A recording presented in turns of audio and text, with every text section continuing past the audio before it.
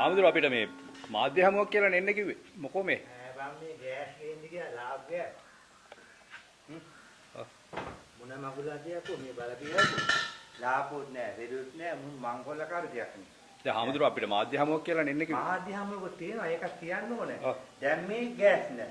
ඔව්. දැක්කද? නිල් පාට එකක් නෑ මේකත් නෑ. මේ නිල් පාට එක තිබ්බා ඒක ටිකක් තියෙනවා. මේ ලාභ නෑ නේ. දැන් මිනිස්සුන්ට ලාභ වෙලා තියෙන්නේ. ඉනහ විවි. ඒ කියන්නේ අර වැඩි කරපු හින්දාද නැත්තේ? ඉනහ කකා වෙන්දලා තියෙන කටේ උනි. ඕන් ගෑස් නෑ. මොනවා කරන්නද? ඈ දැන් ඉතින් මාර ප්‍රශ්නයක් ලැබෙන ජනතාවට. කාලා වරියකෝ. මුංගේ ගෑස් ලාභ වෙලා ලාභ ගෑස් මුට වෙලා ගිහින්.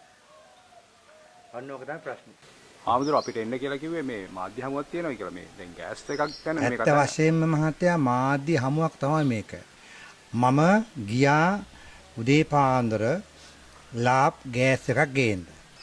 ලාභ් ගෑස් කොහෙවත් නැහැ.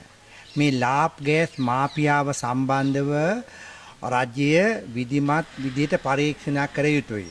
මොකද පසුගිය කාල සීමාව තුළ ලාභ් ගෑස් ඇත්තේම නැහැ. එතකොට මොකද කරන්නේ මේ ගෑස් එක දැන් එකපාරම ලිට්‍රෝ ගෑස් එකට වඩා ලාභ් ගෑස් එක ගණන් ගියා. මේ ගණන් යනකොට ජනතාවට මේක බදු බරක්නේ පටවන්නේ. පසුගිය කාලේ ඒගොල්ලන්ට අලාභ වෙච්ච මුදල් සම්පූර්ණම ලාභ් ගෑස් එක මේ වෙලාවේ මිල අධික විදිහට වැඩි කරලා ජනතාවගෙන් පෝරාගෙන කනවා. කොහොමේ පාරිභෝගික ඇමතියා? පාරිභෝගික ඇමතියා කොහෙද ඉන්නේ?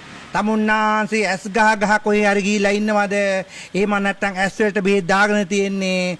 ඇස් ගහ හිටියට කමක් නැහැ. තබුත් ඒකමට වෙලා එළියට බහින්ද අමාත්‍යවරයා බැහැලා මේ ජනතාවට වෙලා තියෙන අසාධාරණකම් ඒවා සම්බන්ධව කරුණාකරලා කතා කරන්න. ඒ වගේම තමයි මේ වෙන විට ගෑස් පමණක් නෙමෙයි ඊළඟට සහල් මාෆියාව වෙන්න පුළුවන්. ඊළඟ ආපස්සේ ඩීසල් මාෆියාව වෙන්න පුළුවන්. තෙල් මාෆියාවක් වෙන්න පුළුවන්. ආහාර මාෆියාවක් වෙන්න පුළුවන්. මේවා සම්බන්ධ පාරිභෝගික අමාත්‍යවරයෙක් ජනාධිපතිවරයා විසින් පත් කරලා තිනවා.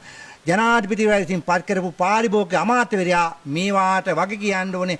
ජනාධිපතිවරයා වගේ කියන්න අවස්ථාවක් නැහැ. මොකද ජනාධිපතිවරයා අමාත්‍යවරයෙක් පත් කරේ මේවා ගැන සොයාපලා ජනතාවට ප්‍රශ්නයක් නොවන විදිහට වැඩ කරන්න. නමුත් දැන් වෙලා තියෙන්නේ මොකක්ද? ලාභ් ගෑස් ගණන්, සහලුත් ගණන්, ඒ වගේම හිටින්දා ලුණු, අල, පරිප්පු, සීනි, තේ කොළ, කිරිපිටි අත්‍යවශ්‍ය භාණ්ඩ ඔක්කොම ටික මුන් ටික අලුත් අවුරුදු කණ්ඩ දෙන්නේ. අලුත් අවුරුදු කණ්ඩ දෙන්නේ. මේගොල්ලන් මේ අලුත් අවුරුද්ද කියන එක තේරෙන්නේ නැද්ද දන්නේ. මොකද මේගොල්ලන් කැලාවේ හිටපු කට්ටියද කැලාව විදලා අවුරුදු සමරපු කට්ටියට අලුත් අවුරුදු සිංහල සහ දෙමළ අලුත් අවුරුදු මේගොල්ලන්ට තේරෙන්නේ නැහැ. ඒ නිසා තමයි මේ ඔක්කොම ජනතාව තොපි අවුරුදු කන්න එපා. අපි කන්නේ නැත්නම් තොපි කන්න එපා කියන හැඟීම තමයි මේ ඇත්තෝ දැන් මේ වෙන විට කරන්නේ.